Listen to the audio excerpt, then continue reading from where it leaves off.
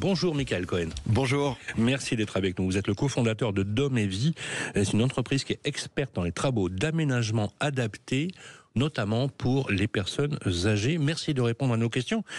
C'est quoi, Michael, un logement adapté ? Un logement adapté, ça va être un logement qui va être conçu pour les personnes à mobilité réduite, les personnes en situation de handicap, peut-être dû au vieillissement ou à des accidents. Et l'adaptation, ça va être déjà de penser un logement pour la personne, en fonction de sa morphologie, en fonction de sa perte d'autonomie.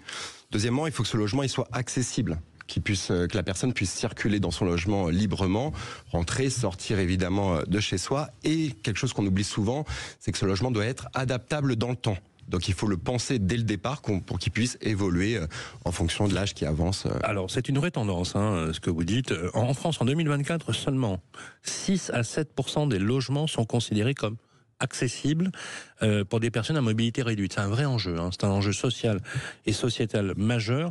Un chiffre à mettre en lien avec les 11,8% de la population française de plus de 15 ans en limitation dite motrice.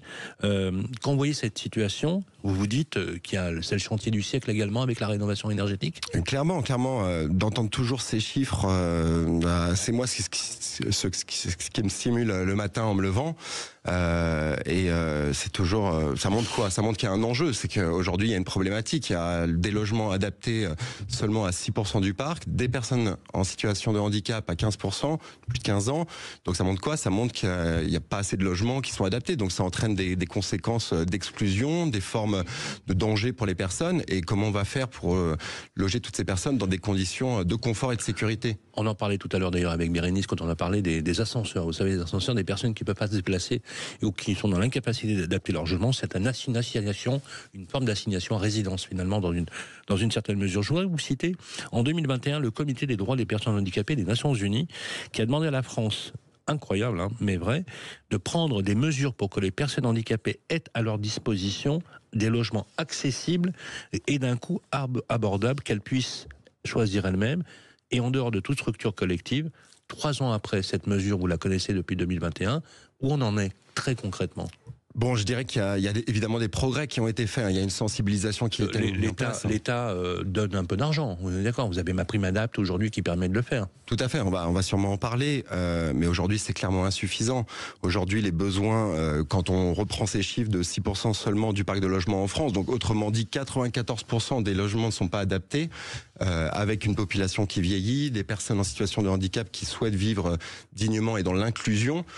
Aujourd'hui, c'est clairement insuffisant. Donc, il y a évidemment des enjeux, les pouvoirs publics qui commencent à mettre des éléments sur la table. Vous avez parlé de MaPrimeAdapt qui va financer toute partie des travaux, mais il y a encore un gros travail. Et Dom et Vie va œuvrer justement pour sensibiliser et pour rendre accessible à tous et partout l'adaptation des solutions par des choses simples.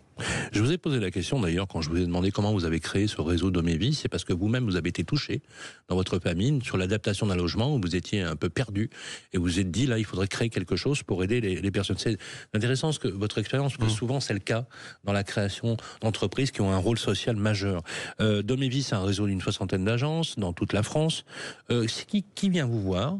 Quelle est la typologie ? Et surtout, je voudrais vous poser la question, est-ce qu'ils ont les moyens de pouvoir adapter leur logement ? Très bon point. Alors les personnes qui viennent nous voir, ce sont principalement des seniors, des personnes âgées, ça va être des personnes en situation de handicap, ça va être des personnes à mobilité réduite, mais il y a également les aidants familiaux, les aidants professionnels, les proches quelque part qui font appel à nous parce qu'ils nous ont identifiés comme experts et on va pouvoir amener une solution clé en main avec des solutions d'aménagement comme la salle de bain, le monte-escalier, etc.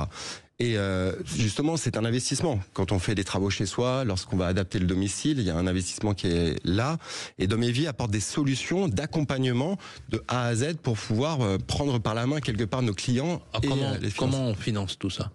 Alors, aujourd'hui, il y a un dispositif qui a été lancé au 1er janvier 2024, donc il y a 1 an maintenant, on vient de fêter les 1 an, qui va financer jusqu'à 70% du montant des travaux.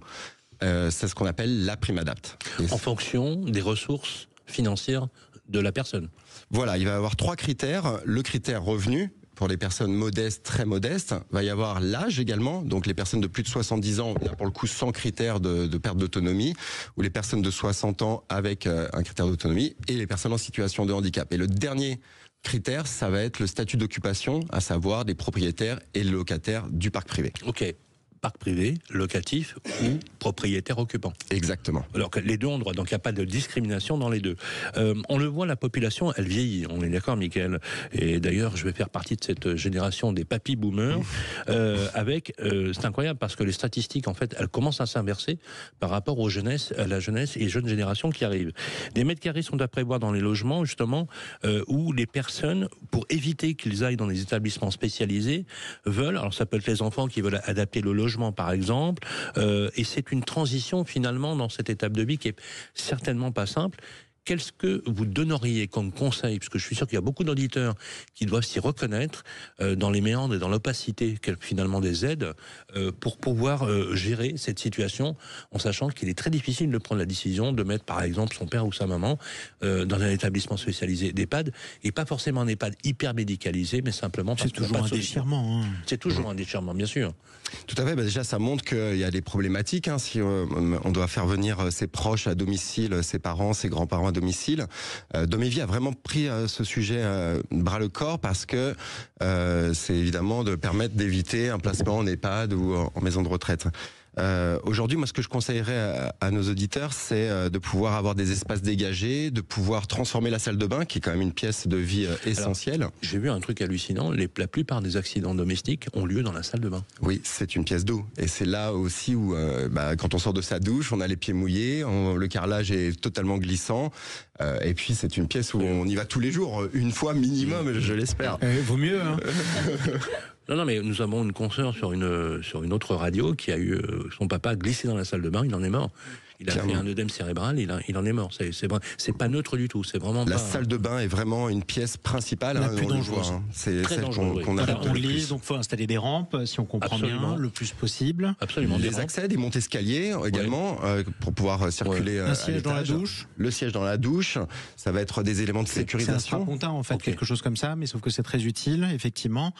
Un seul antidérapant. Un seul antidérapant, par exemple. Voilà. Des choses qu'on n'a pas besoin de ramasser par terre parce qu'on a très mal au dos quand on se baisse. Qu'est-ce qu'on a comme autre élément concret? Tiens, faites-nous la visite guidée. Allez, la salle de bain idéale. La salle de bain idéale. Jean-Marie Mépat, incroyable, hein, vous avez déjà visité ou pas?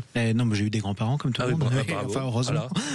Pièce par pièce, on y va. Donc la salle de bain, vous le disiez, le sol antidérapant évidemment, d'avoir une douche de plein pied avec un seuil le plus bas possible pour pouvoir accéder à la douche. Et à l'intérieur, on l'équipe. On supprime la baignoire, on est d'accord, hein? On supprime la baignoire. Voilà. On évite d'enjamber. Ça, on supprime. On continue. On va mettre des éléments de sécurisation, les barres de maintien, on va mettre des assises également importantes. Sur le mobilier, on va pouvoir avoir des lavabos ergonomiques, des systèmes motorisés également. Il existe des nouvelles solutions. Motorisés Donc ça va être le lavabo qui va monter et descendre pour pouvoir passer les pieds lorsqu'on est en position assise et lorsqu'on fait sa toilette. Génial. Donc Maintenant, je vais vous prendre un exemple concret qui va parler à beaucoup de nos auditeurs. Imaginons que dans mon appartement ou ma maison, elle soit bizarre et du coup j'ai une pièce qui a une marche ou deux marches plus hautes que le reste. Absolument. Est-ce qu'il faut que je fasse déménager la personne âgée qui y vit depuis toujours parce qu'un jour ou l'autre elle va tomber sur la marche et du coup elle va se faire le col du fémur avec tout ce que ça implique, ou est-ce qu'il y a un moyen de l'aménager? Déjà c'est de pouvoir bien identifier la marche, donc on va pouvoir mettre des nez de marche, faire du visuel, on va pouvoir mettre de la sécurisation avec des garde-corps ou des mains courantes tout autour de ces quelques marches. Est-ce qu'on peut adapter le sol ou pas? Raser le sol, oui. Et après c'est de mettre une rampe. Mettre une rampe accessible. Les montes escaliers. Les montes escaliers, donc c'est un produit qui se développe énormément aujourd'hui pour pouvoir profiter de l'ensemble de son habitat, aller à l'étage, de l'extérieur vers l'intérieur de la maison. C'est également des systèmes que l'on peut mettre en place. Et le monte-escalier est accessible avec les aides en plus qui existent maintenant. C'est tout à fait à développer. On le voit, puisqu'en plus c'est vraiment il y a des lois très contraignantes, notamment sur tout ce qui est établissement recevant du public, mais également les accès pour des personnes à mobilité réduite.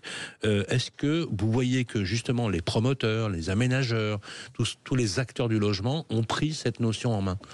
Alors, je suis assez controversé. Soyez objectif. Voilà. C'est vrai que voilà, il y a des lois qui sont mises en place dans les nouvelles constructions, d'avoir une douche, d'avoir des élargissements de portes. Accès parking, les ascenseurs, les déambulations dans les parties communes. Il y a des règles très strictes qui ont été fixées dans la nouvelle norme. Exactement. Maintenant, comme je vous l'ai dit dans votre première question, le logement doit être adapté à la personne. Donc dans un logement, toute personne peut être différente, avoir une taille, une morphologie ou une perte d'autonomie différente. Donc je dirais que c'est un petit peu structuré, normé, mais la norme aujourd'hui dans la perte d'autonomie, elle n'existe pas. Elle doit être personnalisée à chaque personne. Est-ce qu'on peut massifier finalement? C'est-à-dire que massifier, ça veut dire est-ce qu'on peut vraiment entrer dans un schéma? Parce que là, il y a des millions de logements à adapter. Est-ce qu'on est vraiment à la hauteur de l'enjeu social? On en est très loin. On en est très loin. Donc nous, on connaît vraiment une croissance qui est forte. Mais il y a beaucoup de choses à faire. Quand vous l'avez dit, la population qui vieillit, il y a aussi une prise de conscience des seniors d'anticiper au plus l'aménagement du domicile.